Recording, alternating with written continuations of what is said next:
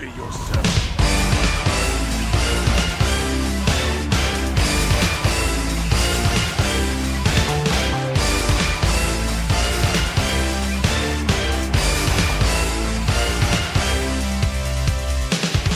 Fighting games are a complex topic. Some people think they're cool but require too much time and effort. Others think they are some of the greatest video games of all time, which have provided some of the most influential moments in their lives. And after having dipped my toe into the FGC over the past few months, I think that the truth lies somewhere in the middle. If you think fighting games are just cool, flashy gimmicks where you can see fatalities and crazy guest characters, then they can simply be that. However, if you take even a small amount of time like myself to wade into the deep end, you can scratch the surface and see that those ultra passionate fans are actually kinda right. I've always had an interest in fighting games for pretty much my whole life. But throughout 2025, I finally started to invest more time in the genre as a whole, and I think I finally get it. I'd like to share my experience as a newcomer, because most of the stories I've heard are from people who have been in the FGC for multiple years, or maybe even their entire lives. I feel like I'm in an interesting middle ground right now, where I get some of the feelings that the die-hard fans get, but I can still see things from a casual perspective because that viewpoint isn't that far behind me yet. And to start off, I'd like to tell you about my personal connection with fighting games throughout my life. I laid in bed one night and kind of mapped out the whole journey in my head, because I realized fighting games have always been in my life. And I want to map that journey out here for you, so I can show that even if you have just a passing interest, you can get involved whenever you're ready. I'm 28 years old, and I've known about some type of fighting game for as long as I can remember. My first direct interaction with a game like that was probably when I was 5 or 6 and played Super Smash Bros. For the first time at my cousin's house. And I'm talking the original Smash. Then my love for Smash Bros. In particular grew immensely when I got Melee and played for I don't even know how long. I got it when I was very young and kept playing pretty regularly for years, probably until I got an Xbox and started playing more online games. But Melee was and still is one of my favorite games ever, and that's probably because of the offline fights. I remember playing Melee basically every time I hung out with friends, and I played Brawl a bit with them too. I even entered the only tournament I've ever entered at my school for Brawl. I was Meta Knight, and I don't think I did very good. But I vividly remember going over to a friend's house and playing for multiple hours just practicing. Smash didn't have a training mode, so we did it the old-fashioned way and played against each other over and over.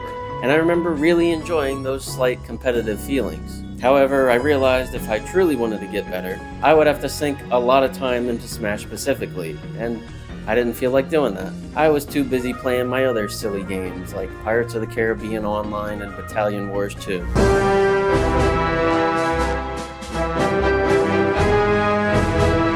I played my first 3D fighter with that friend as well when I tried out a little bit of Soul Calibur. But again, I wasn't interested in playing for longer than an hour or two. I also played the occasional actual arcade machine whenever I went to Chuck E. Cheese or the movies. I was really drawn to Marvel vs. Capcom 2, but I never went to the arcade enough to get super invested in the game. So I just left things there. This was all around elementary and middle school, and after that I kinda drifted away from the genre as a whole. However, over the years I would be gradually pulled back in. At some point I played Street Fighter 4 on my phone of all places. I played Virtua Fighter 5 a little after borrowing it from a friend. And one time that really stuck out was the first time I played Mortal Kombat 9. We had a little LAN party and one friend brought MK9, and I was pretty interested in it, but again, that feeling didn't last too long. Time went on and I rarely played any other fighters. I never had a Wii U, so even though I wanted to play Smash 4, I only ever did 2 or 3 times during a random party in high school. And for all that time, I just never touched fighting games for more than a few hours. I did almost see them as a gimmick or a party game like Jackbox or something.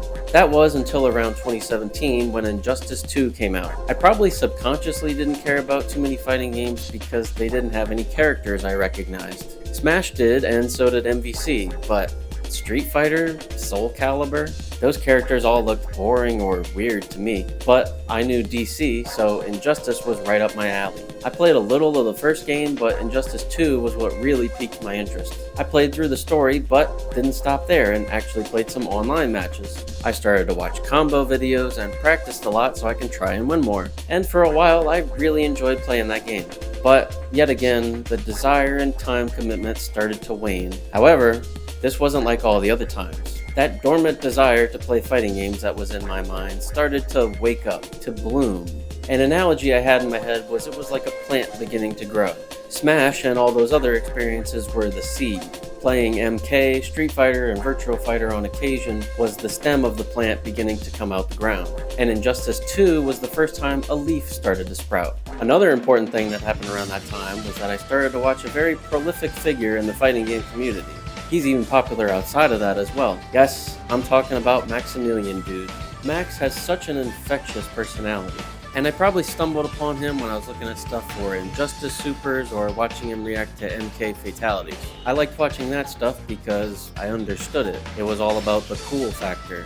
I also watched him on occasion when he talked about other games, but I didn't watch most of his fighting game stuff, his actual main content. I tried to, but he would talk about target combos and frame data, and until very recently I had no idea what any of that meant, so I tuned out. But I definitely recognized his passion and the general passion of a fighting game fan, so I still continued to dabble.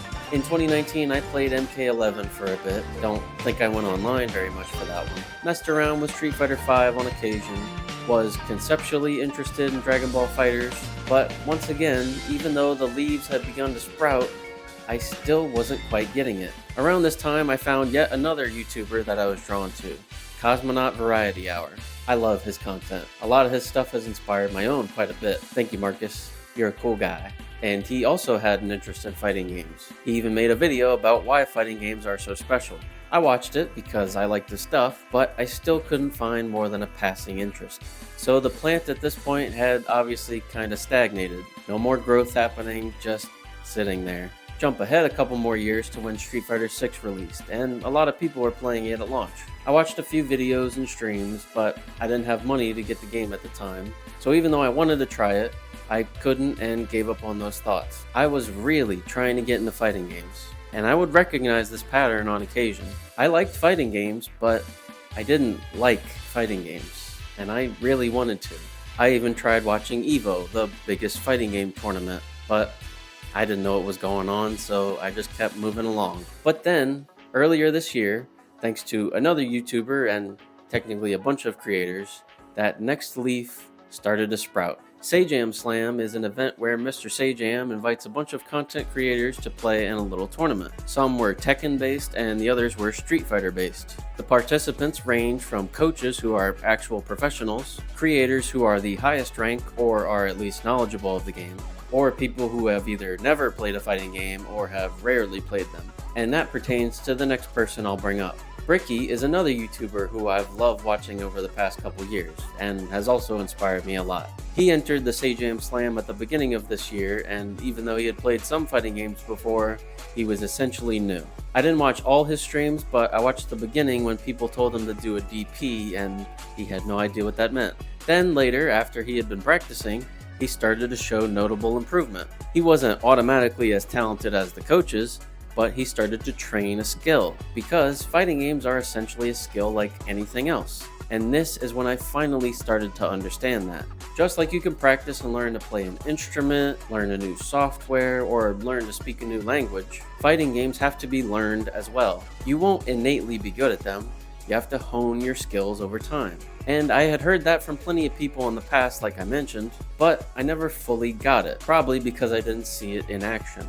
But after seeing Bricky and other Sajam Slam players start at a basic level and improve even slightly over a few days, I finally started to understand what learning fighting games was like. If I wanted to actually get into fighting games, I had to set aside some time to learn about the games, the genre, and the culture.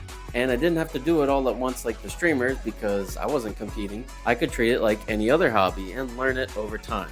I also found previous competitors in the Sajam Slam who had even crazier growth. SK was also a noob when she entered the first slam, but she made a whole video detailing her journey, and now she plays pretty regularly and is one of the highest ranks in the game. She didn't naturally start like that. She shows how bad she was at the beginning, but as you can see, it takes some amount of effort to get into this genre. And once I finally understood that, the plant grew rapidly. I started to look up a bunch of videos detailing how to get into fighting games for beginners, stuff like that. One video in particular that I want to shout out is from Ed Venture. He made a video that simplified the fighting game jargon that I and a lot of other people heard and were immediately put off by.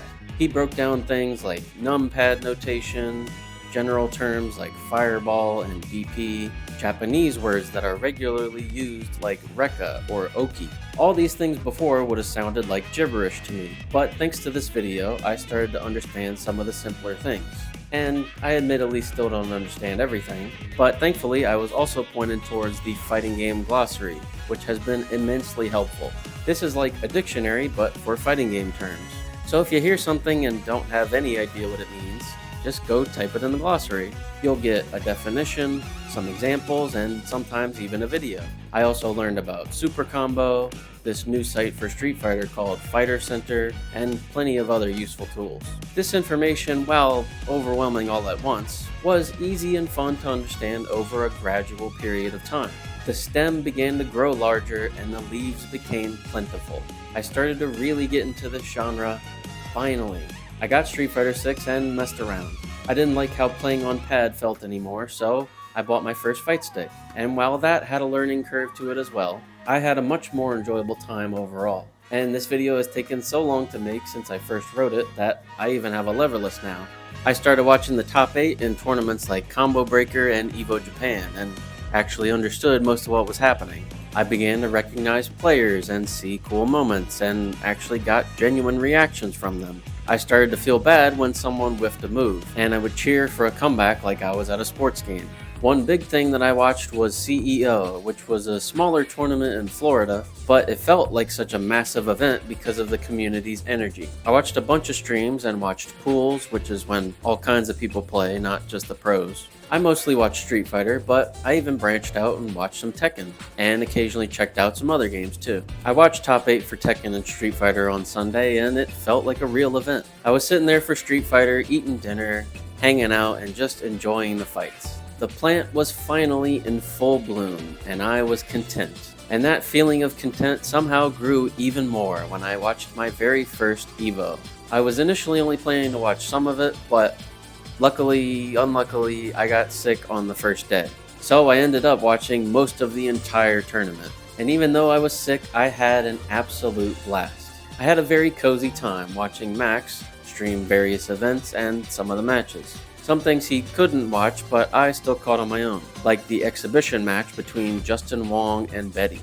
Justin Wong is one of the greatest fighting game players ever, like in multiple games. He was the unfortunate recipient of the Daigo parry in the most famous fighting game moment of all time. And Betty is a Japanese player who started out like everyone else. She had a slight interest in Street Fighter and began to get that desire to improve. She began to practice a lot and streamed most of her games, which helped her gain traction. She started a thing called OG Hunt or OG Hunt. It can work with the American phrase OG, and it can also work in Japanese because OG means uncle. So you could say she went on an unk hunt. She tried to face off against some of the most skilled players in history, and she actually beat most of them. She set her sights on Justin, and that match finally happened at EVO 2025, and it was actually a pretty close game throughout. Unfortunately for Betty, she ended up losing to Justin. But that isn't at all what I want to highlight. I want to highlight the aftermath of the match, particularly the reaction she received. Betty lost, but no one trash-talked her or made her feel bad. Well, some losers online probably did. But everyone in the building at EVO cheered her on for her stellar performance. And Justin even acknowledged how incredibly skilled she is. He and the crowd didn't focus on his achievements, but rather on Betty's determination and experience. And this was one of the big moments during EVO that made me realize that the FGC is special because of moments like these. The entire final day on Sunday, Max and his friends streamed from beginning to end. That showed me how much this event meant to all kinds of people. Not just fans, not just content creators, but everyone felt so invested in this event and these games that they all voluntarily sat there and had fun together for like 12 hours straight. Everyone had a great time reacting to cool announcements, playing games, and winning prizes together. That day ended with the Street Fighter Top 8, and another outstanding player, Mena RD, won that whole tournament. And his win on top of the closing event cemented in my mind why fighting games are so special. Mena is an insane player who won with a goofy Fortnite character, and everything that happened in the last few games could be focused on, but Mena decided to shout out once again, not himself, but the community as a whole. I don't want people to look at what Menardi did today. I want people to look at what we all did today. Being part of this show is the biggest privilege of my life, and being able to perform in front of all of you just confirmed to me that we're doing something beautiful. Thank you so much. The entire community came together at the end of this event and just indulged in all the collective fun they had. Everyone knew that these communal moments together are what's truly special about fighting games. It's not about the skill you have or the rivalries you can have. It's about the same thing as most parts of life, the connection that you make to other human beings, whether online or in person, is what truly makes this community special. I've thought a few times that I'm really excited to see one moment in particular from Max. And it isn't a reaction to any new game or character. It's the moment whenever he gets to play fighting games with his daughter. Whenever she's old enough to make memories with her dad and the community at large.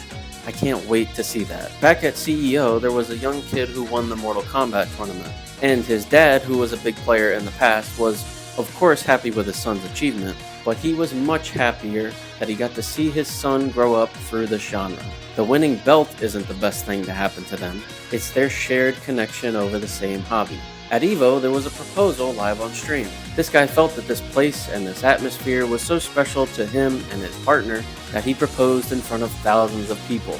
I've seen so much talk of people seeing old friends and making new ones, and all this camaraderie and pure love is the main takeaway I've gotten from my short time in the FGC. Of course, people love these games and the overall culture, but the true thing that holds this community together is the strong bond between everyone. Obviously, plenty of communities have this. If there are some without a sense of love and friendship, I don't think those would last very long. But the FGC just feels a bit different to me. The passion that people of all ages, races, genders, nationalities, professions, and skill levels have for this community is so very clear. People absolutely adore one aspect or another of fighting games, and that creates a bond in so many people. And now I have a desire to form that same bond with someone someday. I haven't gone to any tournaments or really made any friends in the FGC yet. However, I actually have a desire to do some of those things now. I'm not gonna drop everything I'm doing and go to EVO, but I have an interest in going to some kind of event. I would love to meet some people, and that alone is pretty new for me, because I've been comfortable with my small friend group for the past few years, and I'm pretty introverted, but the fighting game community's general atmosphere is making me feel the desire to meet some of these folks. And of course, I'd like to improve more skill-wise. I'd like to make Master Rank eventually, that'd be a cool goal. But doing all that stuff and focusing all my time on the things I just discussed would probably burn me out. So while I'm definitely into fighting games now, and I'm starting to consider myself a part of the FGC, I also realize something that will keep me invested. And that is to take all of this at my own pace. Plenty of people can grind and be competitive and get really good at a certain game, but not everyone has to be like that. I don't have to be like that to be truly into fighting games.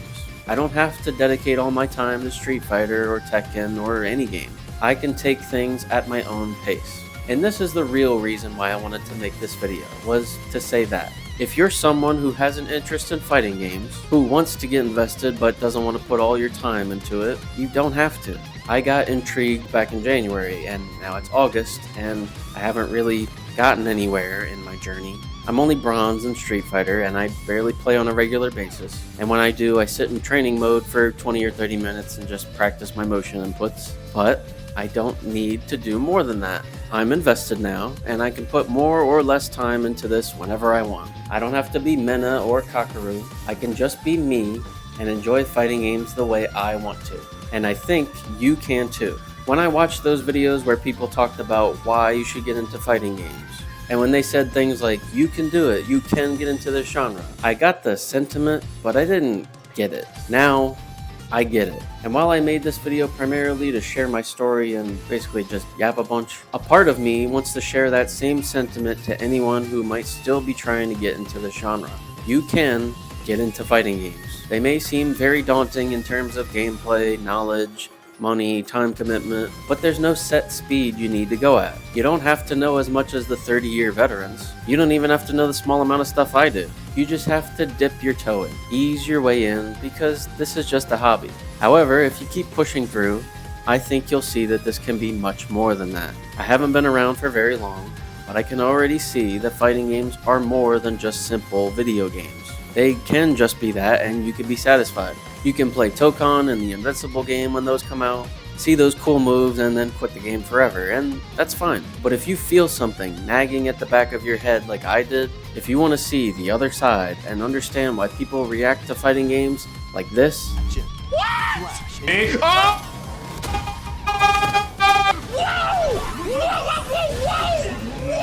then just take a step. Watch a quick video, move on, come back tomorrow and watch another. Check out some cool highlights, play some cheap or free games, play some older games if you just want to get the general feel for fighting games. But just take some sort of step. Again, if you just want to play these games for the hype moments and move on, go right ahead. But if you want more, go after it. You won't be disappointed. And before I go, I wanted to quickly touch on that topic of cheap or free games to try, because a perfect candidate for that game was just released. Do you like Arcane? Good, because that's a great show. Do you like League of Legends or TFT? I'm sorry to hear that. I hope you get the help you desperately need soon. If you like any of those things, then you might be interested in the brand new fighting game set in the world of Runeterra, 2XKO. Kind of a silly name, I know. Are you interested in fighting games but don't want to learn who Dural or Meat is? Well, luckily you could play a game with all your favorite champions. Vi, Echo, Ari, Teemo. Want to try a fighting game but don't want to stop e-dating your Valorant duo? Well, luckily for you, 2XKO has a duo system so you can play it with a friend or e-girl/boy, and they can even be a support style character so they don't even have to play, and you can carry them to a win and get some nuzzle wuzzles at the end. I don't know. Want to try a fighting game that looks neat but don't want to spend $90? $90? What the hell? Jesus Christ, why is this $90? Well, you're in luck, because 2XKO is a free-to-play game. Instead of playing some games that might be older or playing a limited demo, you can play this entire new game completely for free. So if you're interested in getting into fighting games, or just simply want to try one without any added hassle aside from clicking download, then 2XKO would be a great place to start. It's pretty beginner friendly, and from what I've seen from the pros and FGC creators, it has a pretty high skill ceiling, so if you do end up enjoying it, you can continue to improve and do something new and fun. And if you're looking for a more specific tutorial, I watched this video from Super Secretary Bird, and I thought it was a pretty good introduction to 2XKO and fighting games in general. This is his only video apparently, and I think it's a pretty good one. So if you're looking for a perfect first step into 2XKO, check out this video. Thank you, Riot, for not sponsoring this. I like the game. It seems like a good thing to add here. Yeah. Thank you very much for watching. I hope you enjoyed. I don't do a whole lot of videos like this, so I hope it all came out well and was entertaining. I felt like talking about my own experience could get someone with a similar mindset to me interested. Maybe this is the moment your stem is growing out the ground. Maybe this is the first time a leaf grew on your plant. No matter what it may be, I hope you can feel some sort of affinity to fighting games, now or later. If you enjoyed the video, please leave a like, subscribe, and most of all, please leave a comment. Let me know what your favorite fighting game is. Or if you are new, tell me about a fighting game that seems cool to you that you might want to get into in the future. If you want to see me talk about movies or TV or anything else that interests me, please consider checking out some of my other videos. I hope to see you again.